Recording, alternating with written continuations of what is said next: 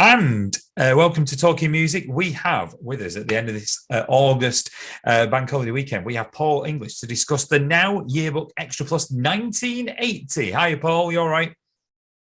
Hi, Chris. Keeping well. Thank you very much, and thanks for letting me come on and talk about my Yearbook Extra playlists. I have a quick question. I was just going to say, I have a quick question. Which has been the hardest yearbook so far to compile? In terms of having to leave things out?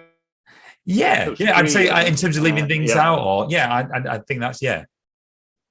And 1980, the one I'm just going to talk about was now that has the most number of tracks. That has 45 tracks.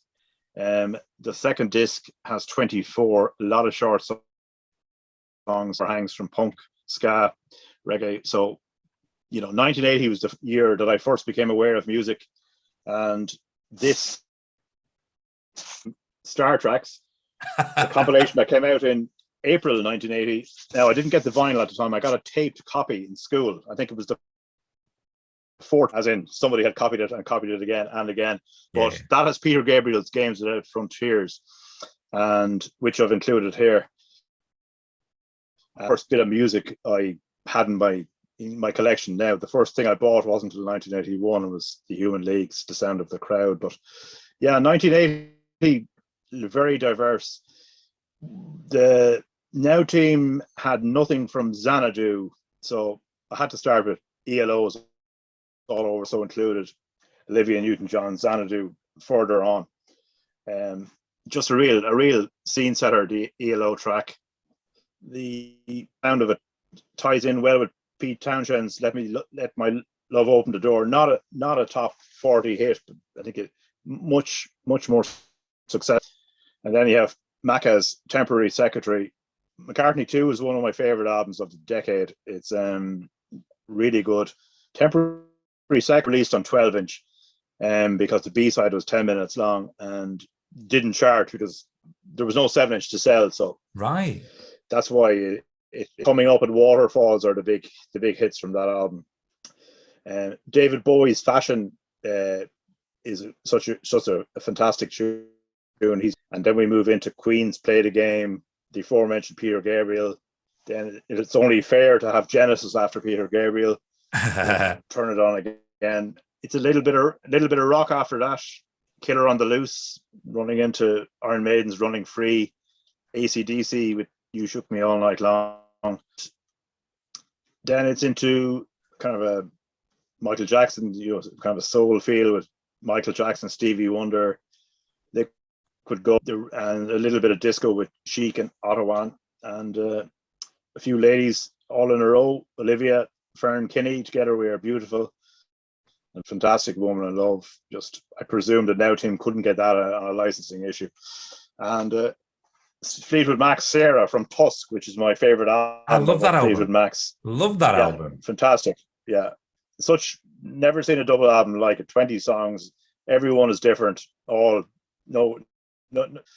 And the disc kind of ends at a maudlin type of team with Kenny Rogers and Don McLean. A bit sad, but best placed at the end of the disc. So I think it hangs together well. It's very strong set of songs, and there was an awful lot going on in 1980. Lots of different scenes. The New Romantics hadn't started, so it still had the overhang from punk and disco and the old established acts like David Bowie, Queen, etc. So plowing ahead.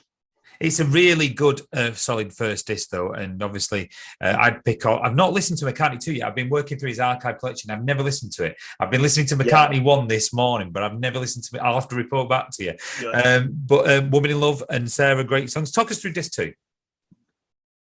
Disc 2 then is themed. I grew up in a town called New Rotten, and we only had 5,000 population, but there was an inordinate number of punks. Way more than you'd expect for a town, a couple of hundred. So it was a lot of graffiti around the town. Of nearly every single band there was on the wall of the cinema, down alleyways and everything. So it was in terms of recognition and knowledge. I knew a lot of these names and songs quite early on. So we start off with some reggae. Bob Marley's "Could You Be Loved." He played in Ireland before he died in 1980.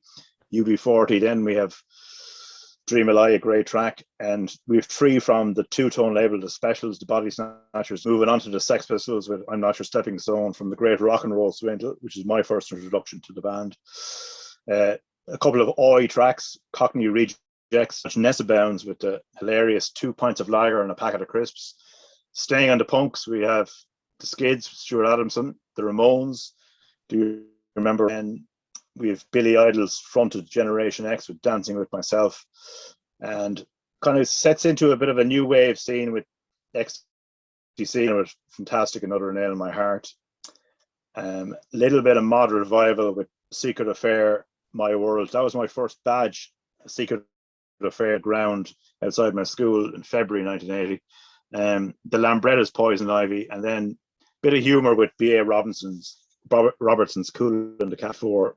Mike Oldfield's "Blue Peter" theme kind of stops us in our tracks. That was released at the end of '79, but it peaked in January 1980, so it's a very good rendition. And we finish off with bit of synth pop, Gary Newman's "Weird Glass," which I think was top 5. As I Hear You Now, fantastic track, and obviously have to end with "Ashes to Ashes." Just kind of seems appropriate, and obviously a lot of short tracks there. I use a single mix of "Ashes to Ashes," which is about 50 seconds shorter, so it just about fits.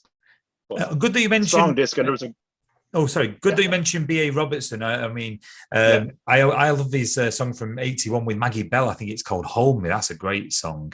Yeah. Where do you think the yearbooks? Really good track. Yeah. It is a really good track. Where do you think the yearbooks will go? Do you think they'll go forward to the late '80s, or do you think they'll go to the '70s? I think they will. I think they will go to '85 next. I say they will go to the '70s at some point, but I don't know if the appetite is. '79 would do really well, '78 as well, but I'm not sure if a '70 or '71 would sell that well to that. It would be a pity for them to abandon or a decade. So I think they'll move on to '85. '85 will be interesting because hits, but there's a lot of tracks that they may struggle to get. Like Phil Collins seems to be a no. David Bowie won't be there, and there's a couple of charity records. "Walk Alone," which has only had 1 CD appearance ever. It's on a Dutch compilation from 1985 that cost me €50 just to get that. Very difficult. And "We Are the World" as well, from USA for Africa. So yeah, it's a very strong year. It's my favorite year for ABBA. I think we'll get '85, '86. I presume the Now team don't want to compete with a CD reissue, so you wouldn't get '89. Now it's 14, 15, and 16. They just, they'd eat into the sales. But it's been a very good series, and there's a lot of talk going into it. I've collected the 4 CD, the hardback edition, so just some nice notes in them. I haven't gone for the vinyl. Half the price, half the tracks for twice the price. That's a good way of summing it up. It is. Yeah, absolutely right. And I probably have every single track on it, or on an album. So it's not a huge attraction, whereas I wouldn't have all of them on CD. So it's nice to get them. I think CDs work better for this type of, vinyl is just cost prohibitive. To try to put the whole lot on, it would need 7 LPs, just be too much. No, Paul, we'll put the link in the description for everyone to listen to it. But thank you once again for joining us. Okay. It's been a pleasure. Thank you. All right.